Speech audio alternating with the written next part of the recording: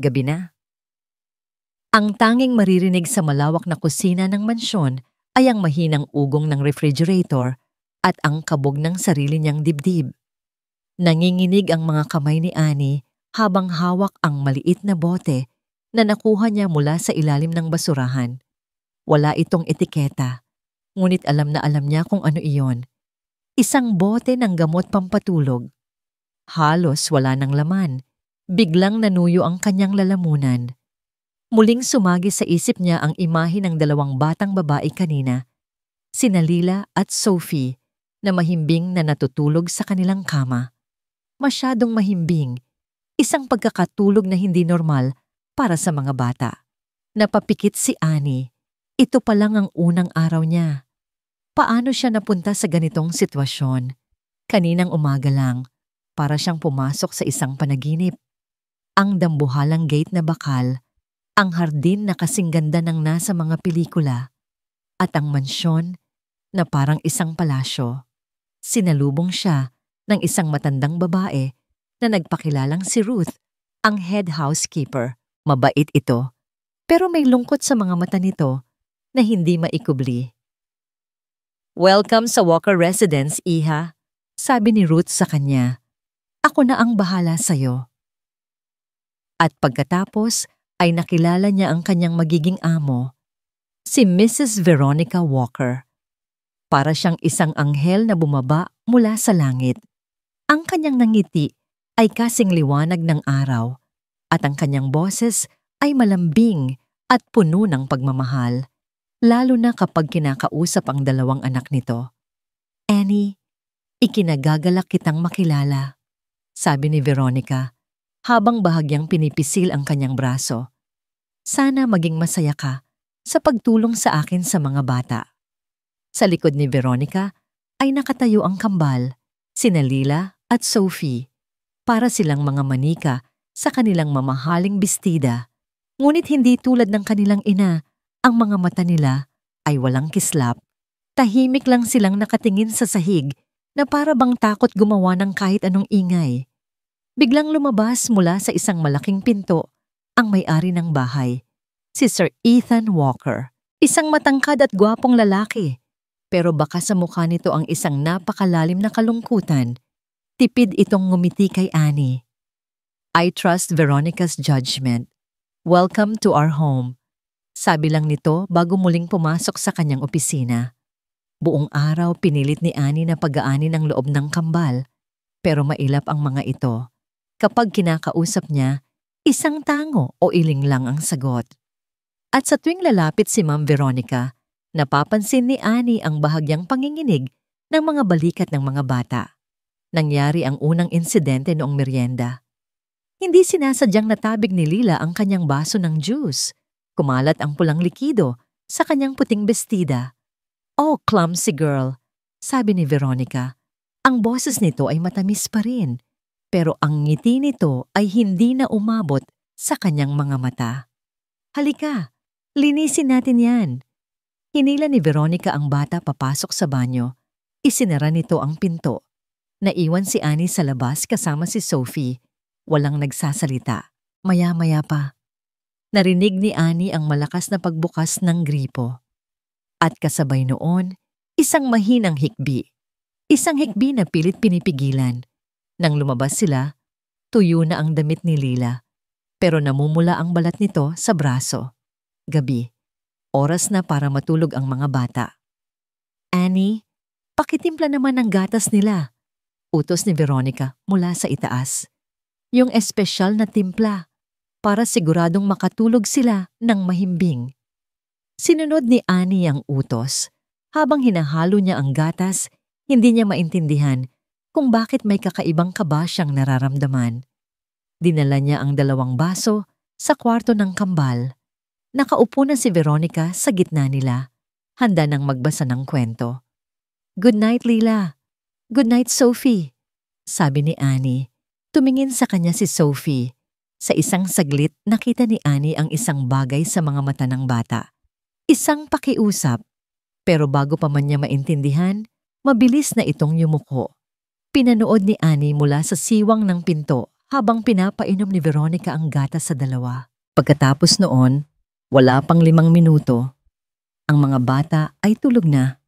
Masyadong mabilis, masyadong biglaan at yun ang nagdala sa kanya ngayon dito sa kusina. Naglilinis, nag-aayos, nang bigla niyang naisip na itapon ang isang maliit na paper bag na ginamit ni Veronica kanina. Gumaan ito ng sobra, kaya't sinilip niya. Walang laman, maliban sa isang resibo mula sa botika at isang maliit na bote na nakatago sa ilalim. Ngayon, habang nakatayo sa gitna ng katahimikan, hawak ang ebidensya ng isang bagay na napakadilim. Iisa lang ang tanong sa isip ni Annie. Ano ang gagawin niya? Hindi nakatulog si Annie ng gabing iyon. Paulit-ulit na bumabalik sa isip niya ang bote ng gamot. Itinago niya iyon sa pinakailalim ng kanyang maleta, sa ilalim ng mga damit na maingat niyang tiniklop. Para siyang nagtatago ng isang bomba, isang katotohanan na anumang oras ay maaaring sumabog. Ilang beses niyang tinangkang isipin kung ano ang dapat gawin. Dapat ba siyang sumugod sa kwarto ni Sir Ethan at sabihin ang lahat? Pero ano ang sasabihin niya? Sir, pinapainom po ng asawa ninyo ng pampatulog ang mga anak ninyo. Nakita ko po ang bote sa basurahan. Sino ang paniniwalaan nito? Ang isang bagong katulong na isang araw pa lang sa trabaho o ang kanyang maganda at mukhang anghel na asawa? Bigla, bumalik sa kanya ang isang masamang alaala. Isang bangungot na gising, ang galit na mukha ng dati niyang amo, ang umiiyak na bata sa isang sulok, at ang mga salitang tumatak sa kanyang isipan. Sinungaling, pinalalabas mo lang na masama kami. Umalis ka dito. Napabalikwas siya ng bangon. Pawis na pawis. Dahil sa pagsasabi niya ng totoo noon, hindi lang siya nawalan ng trabaho. Siniraan siya. Pinagbantaan. Iyon ang dahilan kung bakit siya napadpad dito sa isang bagong syudad para magsimulang muli. At ngayon, heto na naman. Kinabukasan, sinubukan ni Annie na umaktong normal. Ngunit ang kanyang mga mata ay hindi na ordinaryong mga mata. Para na siyang isang espiya sa sariling pinagtatrabahuan. Pinagmamasdan niya ang bawat galaw ni Veronica, ang bawat salita, ang bawat ngiti. Sa almusal, ang lahat ay parang perpekto. Si Veronica, na parang asukal sa tamis, ang nagsasandok ng pagkain sa plato ng kambal. Si Sir Ethan, nagbabasa ng dyaryo habang humihigop ng kape. Ngunit nakita ni Annie ang pasa sa braso ni Sophie. Maliit lang ito, pero malinaw na kulay ube. Sophie, anong nangyari sa braso mo? Tanong ni Sir Ethan, na sa wakas ay napansin din ito. Agad na sumagot si Veronica habang hinahaplos ang buhok ng bata. Naku, nadulas lang siya sa banyo kagabi, sweetie. Ako na nga ang nag-alaga sa kanya. Diba, Sophie? Tumango lang si Sophie, pero ang mga mata nito ay nakatutok sa kanyang plato. Ah, okay. Mag-ingat ka sa susunod, princess, ha? Sabi ni Ethan at bumalik na sa pagbabasa. Parang sinakal si Annie sa kanyang kinauupuan. Isang kasinungalingan, isang napakalinaw na kasinungalingan na tinanggap lang ng ama ng mga bata nang walang pag-aalinlangan. Naramdaman ni Annie na nag-iinit ang kanyang dugo. Sa buong araw, naging mas maingat siya. Sinubukan niyang kausapin si Ruth sa kusina. Manang Ruth, napansin niyo po ba na parang laging matamlay ang mga bata? Simula ni Annie. Nagpatuloy lang sa paghihiwa ng gulay si Ruth, hindi tumitingin sa kanya. Pagod lang siguro sa eskwela, iha. Pero parang takot po sila. Ganoon talaga ang mga bata kapag may bago sa bahay. Sagot ni Ruth. Ang boses nito ay kalmado, pero ang pagkakahawak nito sa kutsilyo ay mas humigpit. Naintindihan ni Annie. Takot din si Ruth. O ayaw lang nitong madamay. Nang hapon na yon, habang nag-aayos si Annie ng mga laruan sa playroom, biglang pumasok si Veronica. Nagsara ang pinto sa likod nito. Annie, sabi nito. Ang nangiti ay nasa labi pa rin. Kumusta ang pangalawang araw mo? Okay naman po, ma'am. Sagot ni Annie, kinakabahan. Good. Lumapit si Veronica. Inaayos ang isang libro sa estante. Alam mo, napakaraming nag-apply para sa trabahong ito. Pero ikaw ang pinili ko. Nakita ko kasi na mukha kang mapagkakatiwalaan at marunong kang ilagay ang sarili mo sa lugar. Isang babala. Iyon ay isang malinaw na babala. Sana hindi ako nagkamali sa iyo, Annie. Dagdag pa nito, bago siya talikuran at lumabas ng kwarto, naiwan si Annie na nanginginig. Alam na ni Veronica o naghihinala na ito. Ramdam niyang gumigipit ang mundo niya. Gabi. Muli, oras na para sa gatas. Ngunit sa pagkakataong ito, si Veronica na mismo ang nagtimpla. Dinala ni Annie ang sarili niyang baso ng tubig sa kusina para uminom. Naroon si Ruth, nagpupunas ng mesa, walang nagsasalita. Ang tensyon ay halos pwedeng hiwain ng kutsilyo. Nang paalis na si Annie, biglang nagsalita si Ruth, sapat lang para marinig niya. Mag-iingat ka, iha. Napahinto si Annie. Hindi lahat ng nakikita mo ay totoo. Iyon na ang sinyalis na hinihintay niya. Hindi siya nag-iisa sa kanyang hinala. Haharap sana siya para magpasalamat, para magtanong, ngunit isang kilabot ang biglang gumapang sa kanyang batok. Napatingin siya sa itaas, sa bintana ng kusina na nakaharap sa hagdanan. At doon, nakita niya ito. Isang anino na nakatayo sa dilim ng pasilyo sa itaas. Hindi niya maaninag ang mukha, pero alam na alam niya kung sino yon. Si Veronica. Nakatingin. Nagmamasid. Para kay Ethan, ang bawat umaga ay isang paalala. Pagmulat pa lang ng kanyang mga mata, ang unang hinahanap niya ay ang pamilyar na anino sa tabi niya. Ngunit sa loob ng isang taon, ibang mukha na ang kanyang nakikita. Ang mukha ni Veronica. Mabait si Veronica, maalaga, at higit sa lahat, sinusubukan nito. Nakikita ni Ethan kung paano nito sinusubukang punan ang napakalaking puwang na iniwan ni Clara. Mula sa pag-aayos ng kanyang kurbata sa umaga, hanggang sa pagpili ng bulaklak para sa center table, mga maliliit na bagay na ginagawa noon ni Clara at pinahahalagahan niya iyon. Good morning, sweetie. Bati ni Veronica. Hinalikan siya sa pisngi. I prepared your favorite breakfast. Ngumiti si Ethan. Thank you. Pero sa loob-loob niya, isang tinig ang bumubulong. Hindi ganito ang pagtimpla ni Clara ng kape. Ipinilig niya ang ulo, itinataboy ang isiping iyon. Isang kasalanan ang ikumpara sila. Patay na si Clara at si Veronica ang kanyang ngayon. Sa hapagkainan, pinanood niya si Veronica habang binabasahan ng libro ang kambal. Tumatawa si Veronica, ngunit ang mga anak niya ay hindi. Napansin niya iyon. Napansin niyang sa loob ng ilang buwan, unti-unting nawala ang ingay at sigla ni Lila at Sophie. Dati, ang bahay na ito ay puno ng kanilang mga hagik-gik. Ngayon, ang madalas na maririnig ay katahimikan. Masyado lang siguro silang namimiss si Clara, sabi ni Veronica sa kanya isang gabi, na para bang nabasa nito ang kanyang iniisip. Bigyan lang natin sila ng panahon. Mahirap para sa kanila na tanggapin ang isang bagong ina. May punto si Veronica. At iyon ang pinaniwalaan ni Ethan. Ilang beses na rin siyang sinubukan kausapin ni Ruth, ang kanilang matandang kasambahay. Sir Ethan, napapansin ko lang po, parang laging walang gana ang mga bata. Baka may sakit lang man ng Ruth. Painumin mo ng bitamina. Sagot niya noon.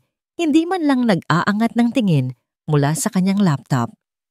Ayaw niyang harapin ang mga problemang hindi niya kayang solusyonan. Ang pagiging isang ama, nang walang si Clara sa tabi niya, iyon ang pinakamalaking problema sa lahat. Nang araw na yon, napagdesisyonan niyang ayusin ang lumang study room ni Clara na hindi niya pinapakialaman simula nang ito'y mamatay. Kailangan na niyang mag-move on. Kailangan nilang lahat. Habang nag-aalis ng alikabok sa mga libro, nahawakan niya ang isang bagay na pamilyar. Isang kahon na gawa sa kahoy at may nakaukit na mga bulaklak. Ang music box ni Clara. Binuksan niya ito. Tumugtog ang isang malambing at pamilyar na himig. Ang paboritong kanta nila. Biglang bumuhos ang mga alaala. Si Clara, nakangiti habang sumasayaw sila sa sala. Si Clara, habang kinakantahan ng kambal para makatulog. Isang butil ng luha ang pumatak sa kahon. "Sweetie, are you okay?" Napalingon siya. Nakatayo sa may pinto si Veronica.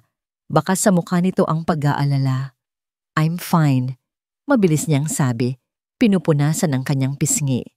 Lumapit si Veronica at nakita nito ang music box. Sa isang saglit, nakita ni Ethan ang pagbabago sa ekspresyon nito. Isang kislap ng inis, pagkainis. Ngunit kasing bilis itong dumating, ganoon din kabilis na wala, napalitan ng isang malungkot na ngiti. "Ang ganda niyan," sabi ni Veronica. "Pero baka mas makakabuti kung itago muna natin para hindi ka na lalong masaktan." Kinuha nito ang kahon mula sa kanyang mga kamay na para bang nag-aalis ng isang tinik. "Ako na ang bahala dito." Tumangulang si Ethan. Siguro, tama si Veronica. Ngunit ng gabing iyon, hindi siya mapakali. May mali. May isang bagay na hindi tama. Hating gabi na nang magising siya sa isang mahinang tunog. Isang pamilyar na himig. Galing ito sa music box. Bumangon siya ng dahan-dahan. Sinundan niya ang tunog na nagdala sa kanya sa tapat ng kwarto ng kambal. Bahagyang bukas ang pinto. Sumilip siya sa loob. At doon, nakita niya ang isa sa mga anak niya, si Sophie. Nakaupo ito sa sahig. Yakap-yakap ang music box. Ang mukha nito ay basa ng luha. Pumasok siya sa kwarto. "Princess, bakit gising ka pa?" Nagulat si Sophie. Akmang itatago nito ang kahon, ngunit pinigilan siya ni Ethan. Umupo siya sa tabi nito. "Bakit ka umiiyak?" Mahinang tanong din niya. Yumuko si Sophie at niyakap ang kahon ng mas mahigpit. Halos hindi marinig ang kanyang boses nang siya'y magsalita. Ayaw po ni Mommy V kay Mommy Clara. Natigilan si Ethan. "Anak, bakit mo naman nasabi yan?" Bago pa man makasagot ang bata, bumukas ang pinto. "Sweetie, Sophie, anong ginagawa niyo dito?" Si Veronica nakatayo sa may pinto. Balot ng pag-aalala ang mukha. Mabilis nitong kinuha si Sophie mula sa sahig. "Naku, nilalagnat ka yata anak. Halika, dadalhin na kita sa kama mo." Hinaplos nito ang noo ng bata at tumingin kay Ethan. "Hayaan mo na. Ako na ang bahala sa kanya. Bumalik ka na sa pagtulog." Mukhang nananaginip lang ng masama ang bata. Habang papalabas sila ng kwarto, lumingon si Sophie sa kanya. Sa mga mata nito, nakita niya ang takot. Naiwan si Ethan na nakatayo sa gitna ng kwarto. Ang himig mula sa music box ay huminana. Ngunit ang mga salita ng kanyang anak ay malinaw pa ring umuulit-ulit sa kanyang isipan. Ayaw po ni Mommy V kay Mommy Clara. Sa unang pagkakataon sa loob ng mahabang panahon, isang butil ng pagdududa ang nagsimulang tumubo sa puso ni Ethan. Kinabukasan, may nagbago kay Annie. Ang takot na bumalot sa kanya kagabi ay naroon pa rin. Ngunit ngayon, may kasama na itong determinasyon. Hindi na siya pwedeng maghintay lang at magmasid. Ang mga hikbi ni Lila sa banyo, ang pakiusap sa mga mata ni Sophie, at ang malamig na pagbabanta ni Veronica, lahat ng yun ay sapat na. Kailangan niyang gumawa ng paraan. At alam niyang hindi niya ito kayang mag-isa.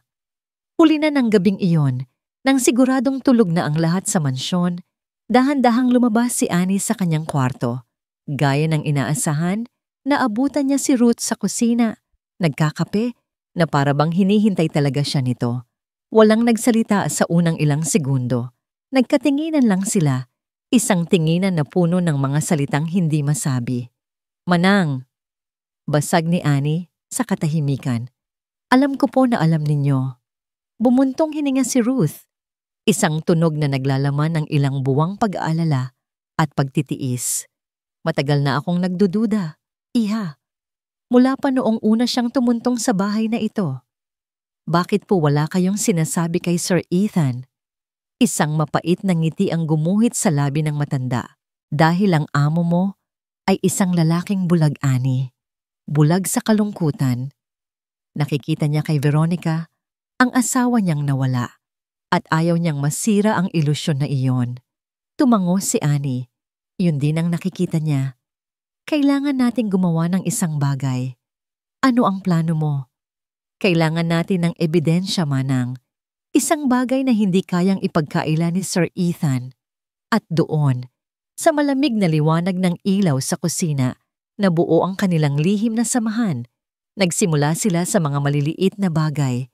Kinabukasan, habang pinaliliguan ni Annie si Lila, napansin niya ang mga pulang marka sa balikat ng bata. Mga marka ng mga daliring humigpit ng sobra. Dahan-dahan niyang kinuha ang kanyang cellphone. Lila, tignan mo. May ibon sa labas, sabi niya, para maiba ang atensyon ng bata. At sa isang mabilis na pag-click, nakunan niya ng litrato ang mga pasa. Itinago niya ang larawan sa isang folder sa kanyang cellphone na may pangalang recipes. Si Ruth naman ang nagmanman sa mga gamot na iniinom ng mga bata. Kinukuha niya ang pangalan ng mga bitamina na ibinibigay ni Veronica at lihim na nagtatanong sa kanyang pamangkin na isang nurse. Hindi naman daw masama, pero kung sobra-sobra, nakakaantok at nakakapanghina talaga ng katawan. Bulong ni Ruth kay Annie isang hapon. Isang araw, habang naglilinis si Ruth, ikinuwento nito ang tungkol sa nakaraan. Noong nabubuhay pa si Ma'am Clara, ang bahay na ito, napakasaya. Ang kambal, hindi mo mapatahimik. Pero mula nang dumating yan, umiling si Ruth. Parang may dalang itim na ulap. Mayroon bang gamit si Ma'am Clara na naiwan? Isang bagay na importante? Tanong ni Annie. Naalala ni Ruth ang music box. Meron. Ang paboritong kahon ng musika ni Ma'am Clara. Laging sinasabi noon ni Ma'am na yun daw ang kanyang treasure chest. Ngunit habang dumarami ang kanilang nalalaman, tila mas nagiging alerto si Veronica. Isang umaga, nagising na lang sila na may mga bagong CCTV camera na nakakabit sa mga pasilyo. Para sa safety ng mga bata, nakangiting paliwanag ni Veronica kay Ethan. Ngunit alam ni na Annie at Ruth ang totoong dahilan. Para iyon sa kanila. Bawat galaw nila, binabantayan. Ang pinakamalaking pagsubok ay ang makakuha ng sample ng gatas. Kailangan nila itong mapatingnan. Isang gabi, naglakas loob si Annie. Habang nagtitimpla si Veronica, gumawa siya ng eksena. Ay, naku ma'am, sinadya niyang matapunan ng tubig ang sahig. Sorry po. Habang abala si Veronica sa pagkuha ng basahan, mabilis na isinawsaw ni Annie ang dulo ng isang malinis na cotton swab sa baso ng gatas ni Lila at maingat na inilagay sa isang maliit na plastic bag. Ano yan? Halos mapatalon sa gulat si Annie. Nakatayo sa likod niya si Veronica, nakataas ang isang kilay. Cotton po, ma'am. May natalsikan lang po sa mata ko. Palusot ni Annie, nanginginig ang boses. Tinitigan siya ni Veronica ng ilang segundo. Mga segundong parang walang katapusan. Sa huli, ngumiti ito. Mag-ingat ka, baka kung ano pa ang mapasok sa mata mo. Nakahinga ng maluwag si Annie. Nang umalis na si Veronica, muntik na. Nang gabing iyon, muli silang nagkita ni Ruth sa kusina. Ipinakita ni Annie ang nakuha niyang sample. Paano natin ito mapapa-examine? Tanong niya. Pero hindi yon ang nasa isip ni Ruth. Annie, sabi nito, ang boses ay seryoso. Yung music box ni Ma'am Clara, may lihim itong lagayan sa ilalim. Napatingin si Annie. Po, ano pong laman? Umiling si Ruth. Hindi ko alam.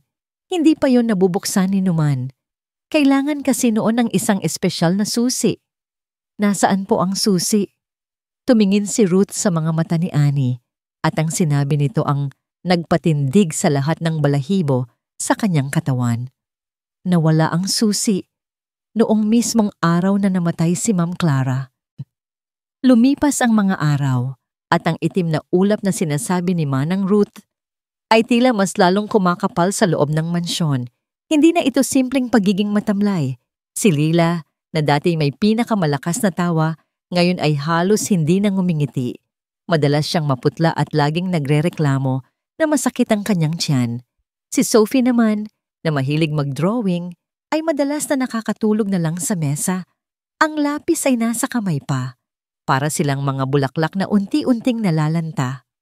At si Annie ay walang magawa kundi panoorin ito.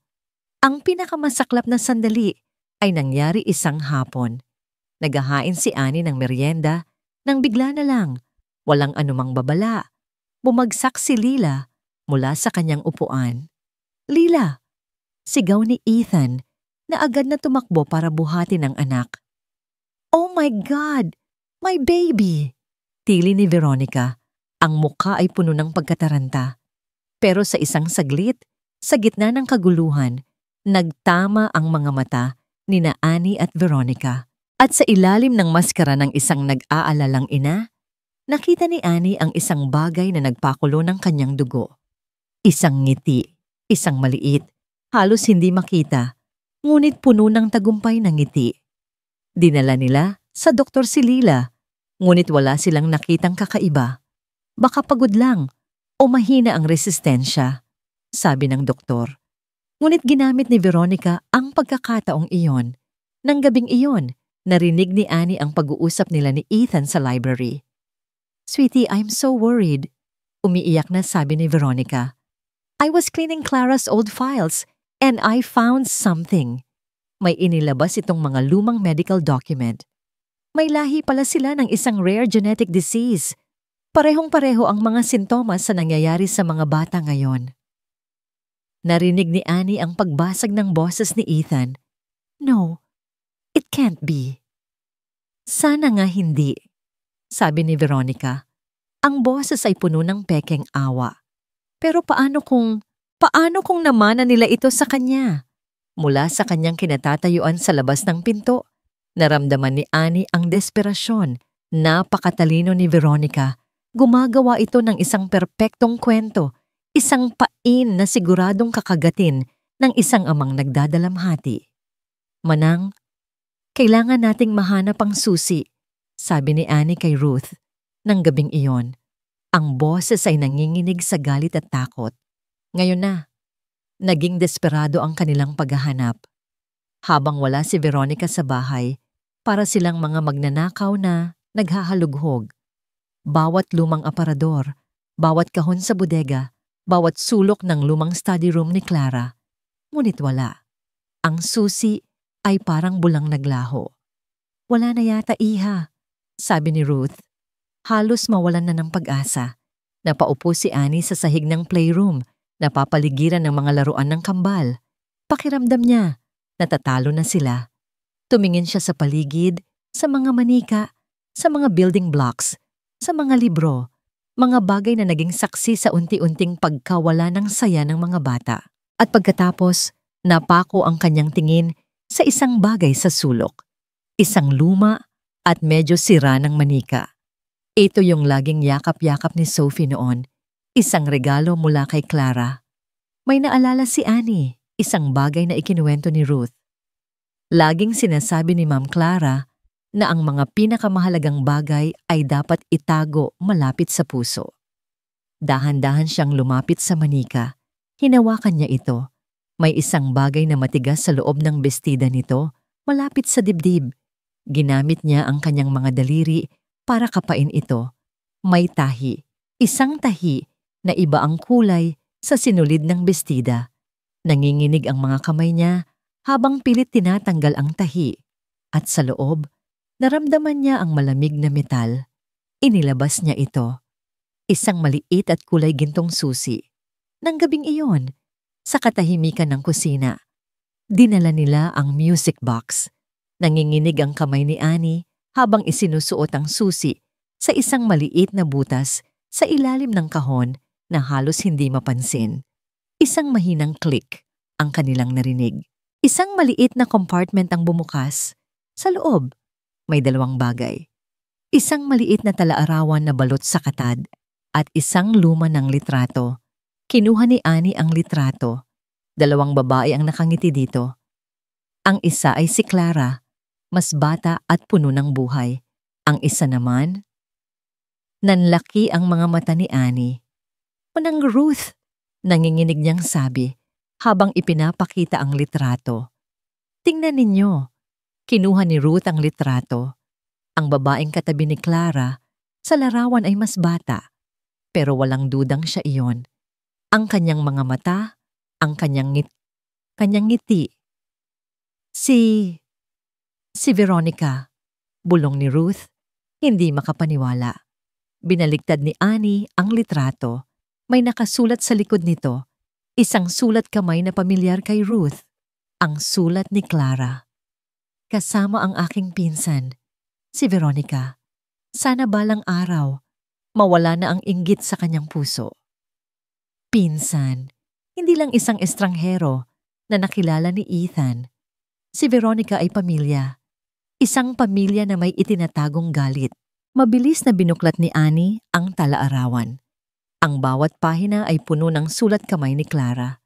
Sa una, ang mga sinulat nito ay masaya, tungkol sa paglaki ng kambal, tungkol sa pagmamahal niya kay Ethan.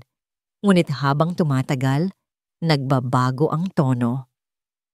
Dumating na naman si Veronica para manghiram ng pera. Laging sinasabi na babayaran niya, pero hindi naman. Nakikita ko ang tingin niya sa mga gamit ko, sa bahay ko. Hindi ito simpleng paghanga, ito ay pagnanasa. Isang pahina ang nagpatindig sa balahibo ni Annie.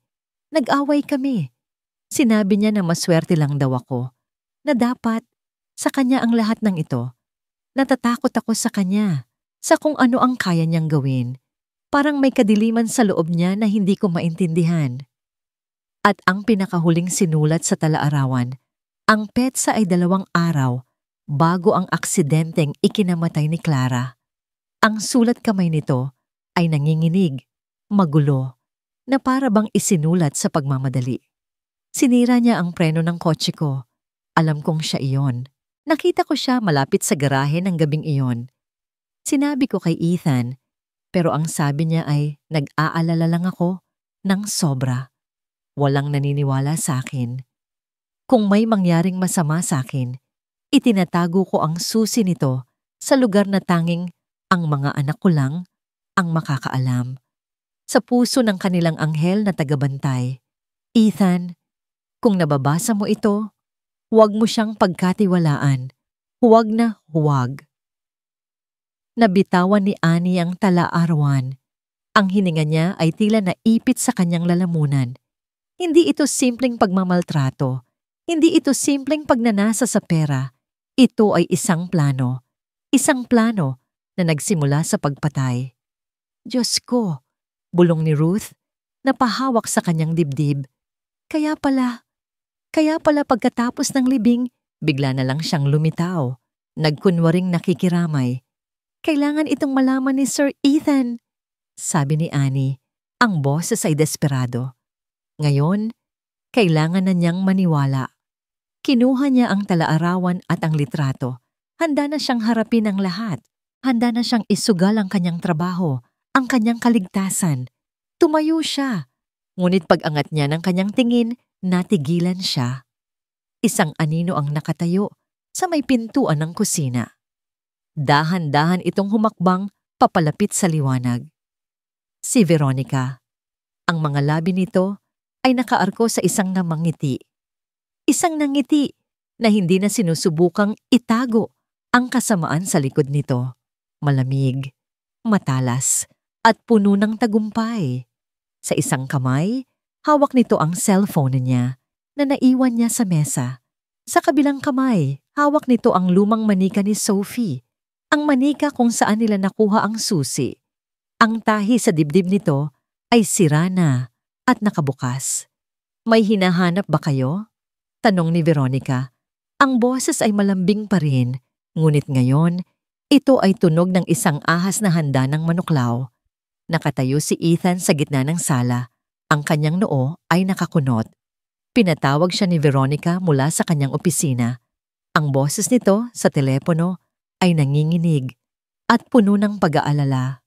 "Sweetie, you have to come home. Now, it's about Annie and Manang Ruth." At ngayon, heto sila. Si Annie at Ruth sa isang panig. Si Veronica sa kabila. Ang mga mata ay namumugto na para bang kanina pa ito umiiyak. Nasa pagitan nila si Ethan, isang hukom sa isang kaso na hindi niya maintindihan. "Ano ang nangyayari dito?" tanong ni Ethan. Ang boses ay mabigat. "Ethan," simula ni Veronica, humihikbi. "Nahuli ko sila sa kusina. Pinag-uusapan nila si Clara at may hawak silang mga gamit niya." Tumingin si Ethan kay Annie. Nakita niya ang determinasyon at galit sa mga mata nito. "Sir," sabi ni Annie, ang boses ay matatag. Hindi po totoo ang sinasabi niya. Si Veronica po, may tinatago siyang napakadilim na sikreto. Inilahad ni Annie ang talaarawan. "Sir, ito po ang diary ni Ma'am Clara. Basahin niyo po." Kinuha ni Ethan ang maliit na libro. Bubuklatin na sana niya nang biglang nagsalita si Veronica. "Huwag, Ethan!" sigaw nito, na lalong nagpaiyak sa kanya. "Huwag mong hayaang lasunin nila ang isip mo." Mula sa likod nito, may kinuha si Veronica. Isang halos kaparehong talaarawan. Inabot nito yon kay Ethan. Ito ang totoong diary ni Clara. Itinago ko para hindi ka masaktan, pero ngayon, kailangan mo itong makita." Naguguluhan, kinuha ni Ethan ang pangalawang talaarawan. Binuklat niya ito. Ang sulat kamay ay halos perpektong imitasyon ng kay Clara. Ngunit ang mga salita, "Kung may mangyari man sa akin, nag-iisa lang ang taong pinagkakatiwalaan ko sa mga anak ko. Ang pinsan kong si Veronica. Mahal na mahal niya ang mga bata." "Ano to?" tanong ni Ethan, litong-lito. "Peke po yan," giit ni Annie. "Nagsisinungaling siya." "Ako pa ang sinungaling," ganti ni Veronica. Ang boses ay puno ng sakit. "Annie, bakit mo ginagawa ito? Dahil ba gusto mo ang posisyon ko? Gusto mo si Ethan? At ikaw, Manang Ruth, matanda ka na. Bakit ka nagpapadala sa kasamaan ng batang ito?" Tumingin si Veronica kay Ethan. Ang mga luha ay tuloy-tuloy sa pag-agos. "Ethan, sweetie, sinisadya niyo." Sinisiraan nila ako. Mula pa nang dumating si Annie, nararamdaman ko na. Sinusubukan nilang paalisin ako sa buhay ninyo. Gusto nilang sirain ang pamilya natin. Ang bawat salita ni Veronica ay parang isang patalim na tumutusok sa puso ni Ethan. Ang sakit ng pagkawala ni Clara. Ang hirap ng pagiging isang solong ama. Ang pag-asang ibinigay ni Veronica sa kanya. Lahat ng iyon ay naghalo-halo sa kanyang isipan. Tumingin siya sa dalawang talaarawan sa kanyang kamay. Sa isang banda, isang kwento ng pagtataksil at pagbabanta. Sa kabila, isang kwento ng pagtitiwala. Alin ang mas madaling paniwalaan? Ang katotohanang napakasal siya sa isang halimaw? Ang katotohanang ang bago niyang katulong ay may masamang intensyon? Pinili ng kanyang utak ang mas madaling landas. Ang landas na hindi wawasak sa mundong pilit niyang binubuo muli. Bumagsak ang kanyang mga balikat. Ang pagod at kalungkutan ay bumalik, mas matindi pa kaysa dati. Tumingin siya kay Annie at sa unang pagkakataon, nakita niya ito hindi bilang isang katulong, kundi bilang isang banta. "I'm sorry, Annie," sabi niya. Ang boses ay malamig at walang emosyon. "But I think it's time for you to go." "Sir, please." Pagmamakaawa ni Annie, ang mga luha ay nagsisimula ng mamuo sa kanyang mga mata. "Yung mga bata, nasa panganib po sila." "Enough!" sigaw ni Ethan. Hindi niya na kayang marinig pa. "Get your things and leave, now." Pagkatapos ay hinarap niya si Ruth. At kayo manang, matagal na kayong nagsisilbi sa pamilyang ito, pero hindi ko akalain na magagawa niyo ito. I'm very, very disappointed. Napatungo na lang si Ruth. Ang mga balikat ay nanginginig sa tahimik na pag-iyak. Nang gabing iyon, habang inililigpit ni Annie ang kanyang mga gamit sa isang maliit na bag, pakiramdam niya ay gumuho ang mundo. Nabigo siya. Nabigo niya ang mga bata. Narinig niya ang mahinang katok sa pinto. Si Ruth. Inabutan siya nito ng kaunting pera. Iha, mag-iingat ka. Sabi ng matanda, ang boses ay basag. Alam ng Diyos ang totoo. Habang paalis na si Annie, dala ang kanyang bag, napahinto siya sa tapat ng hagdanan. Nakita niya si Veronica, yakap-yakap ang kambal sa sofa. Ibinibigay nito ang kanilang baso ng gatas. Ngumiti si Veronica sa kanya. Isang ngiti ng isang demonyong nanalo sa laban. Isang huling sulyap ang ibinigay ni Annie sa mga bata. Ang mga mata nila ay walang buhay, sumusunod lang. Sa paglabas niya ng pinto, kasabay ng pagsara nito, ay isang tunog na hinding-hindi niya malilimutan. Isang malakas na sigaw mula sa itaas. Ang sigaw ni Manang Ruth. Sir Ethan, ang mga bata, hindi sila humihinga. Gumuho ang mundo ni Ethan. Ang sigaw ni Manang Ruth ay parang isang kidlat na gumising sa kanya mula sa isang mahabang pagkakatulog. Sa isang iglap na wala ang galit at pagkadismaya. Ang natira ay purong takot. Tumakbo siya paakyat ng hagdan, 2 baitang sa bawat hakbang. Ang puso niya ay dumadagundong sa kanyang dibdib. Mas malakas pa kaysa sa kanyang mga yabag. Sa loob ng kwarto, ang eksenang bumungad sa kanya ay isang bangungot. Nakabulagta sa kama ang kanyang 2 anak, si Lila at si Sophie. Ang kanilang mga mukha ay maputla. Ang kanilang mga labi ay bahagyang kulay ube. Walang paggalaw. Walang paghinga. Oh my God! No, no, no! Sigaw ni Ethan habang niyuyugyog ang balikat ni Lila. Princess, wake up! Wake up! Nakatayo sa tabi ng kama si Veronica. Ang mga kamay ay nakatakip sa bibig. Ang mga mata ay nanlalaki sa pagkagulat. I don't know what happened. Uminom lang sila ng gatas. And then? Pero hindi na naririnig ni Ethan ang kanyang mga salita. Ang tanging nasa isip niya ay kailangan niyang mailigtas ang kanyang mga anak. Binuhat niya ang 2 bata, isa sa bawat braso, at tumakbo palabas ng kwarto, pababa ng hagdan. Ang bigat nila ay parang wala lang dahil sa adrenaline na dumadaloy sa kanyang buong katawan. Manang Ruth, tumawag ka ng ambulansya!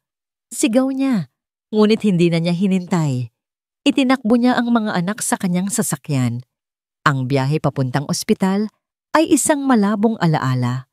Ang tunog ng kanyang pag-iyak, ang paulit-ulit na pagtawag niya sa pangalan ng mga bata, ang busina ng mga sasakyan na kanyang nilalagpasan.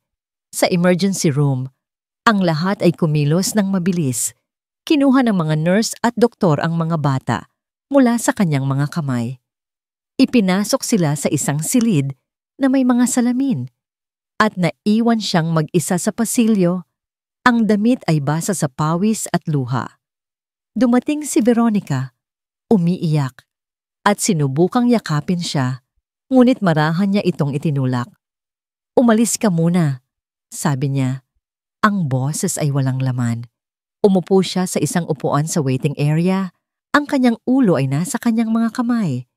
At sa katahimikan ng ospital, ang mga salita ni na Annie at Ruth ay nagsimulang bumalik sa kanya, isa-isa, na parang mga multo. Sir, nasa panganib po sila. Hindi lahat ng nakikita mo ay totoo. Ayaw po ni Mommy V kay Mommy Clara. Ang mga piraso ng puzzle ay nagsimulang magkabit-kabit sa kanyang isipan. Ang pagiging tahimik ng mga bata, ang mga pasa, ang pagbagsak ni Lila, ang talaarawan, ang 2 talaarawan. Alin ang totoo? Alin ang kasinungalingan? Biglang tumayo ang isang doktor sa kanyang harapan. Ang mukha nito ay seryos. Mr. Walker? How are they? Are they okay? Tanong ni Ethan. Ang boses ay nanginginig. We were able to stabilize them for now, sabi ng doktor. Pero kailangan nating mag-usap sa opisina ko.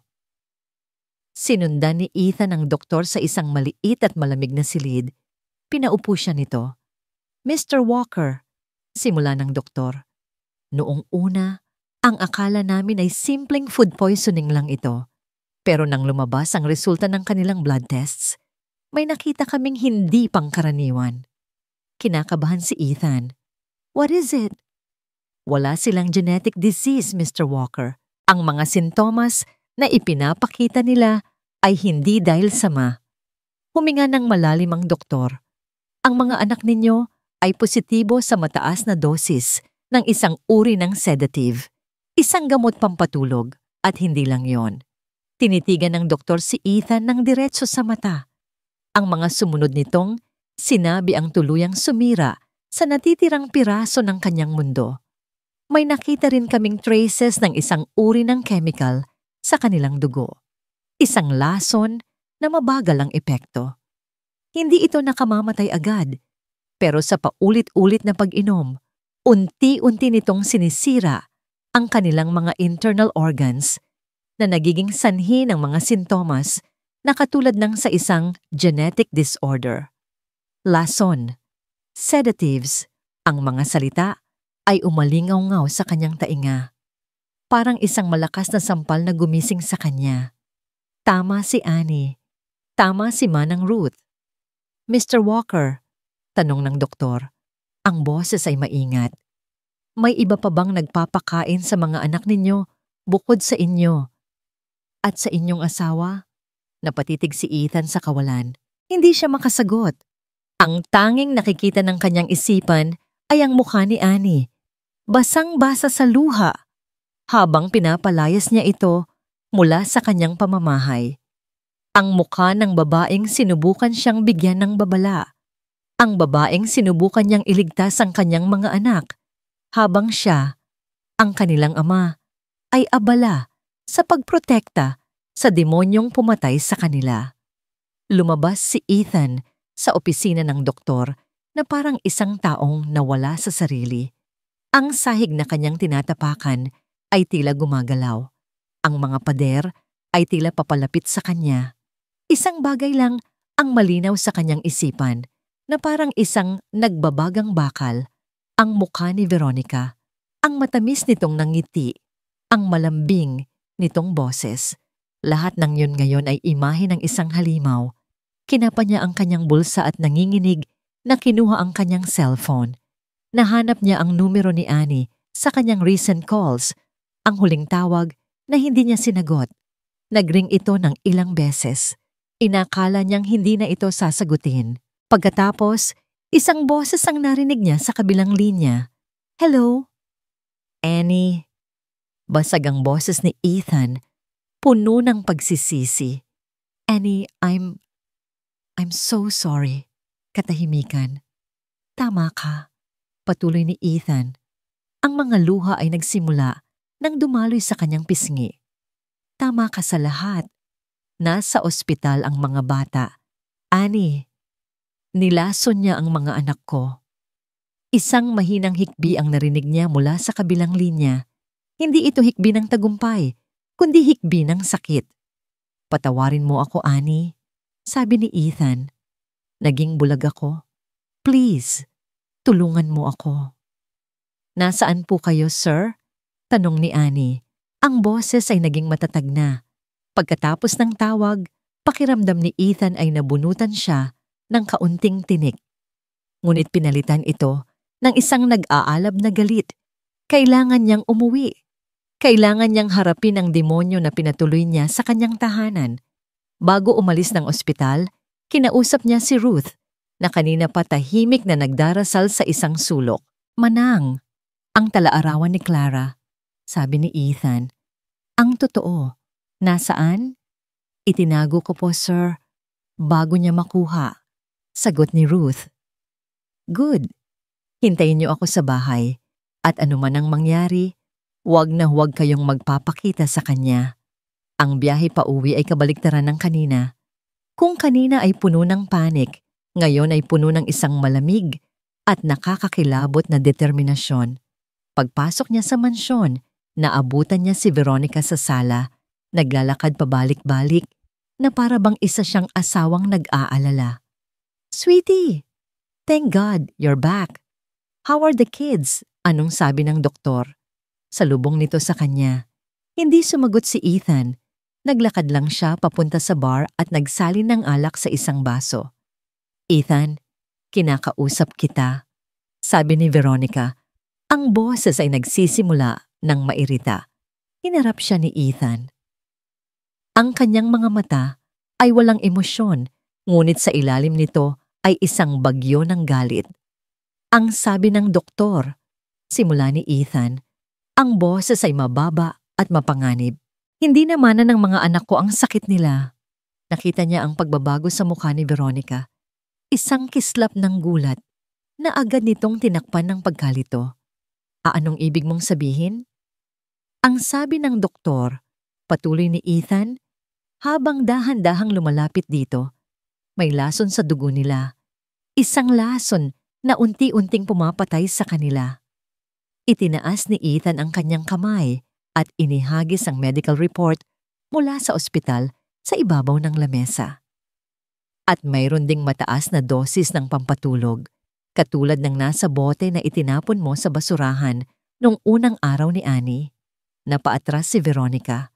Ang maskara niya ay nagsisimula ng magkabitak-bitak. Hindi totoo yan. Pinagbibintangan mo ba ako?" "Hindi kita pinagbibintangan," sabi ni Ethan. Mula sa kanyang likod, inilabas niya ang totoong talaarawan ni Clara na iniabot sa kanya ni Ruth pagdating niya. Siya ang nagsasabi.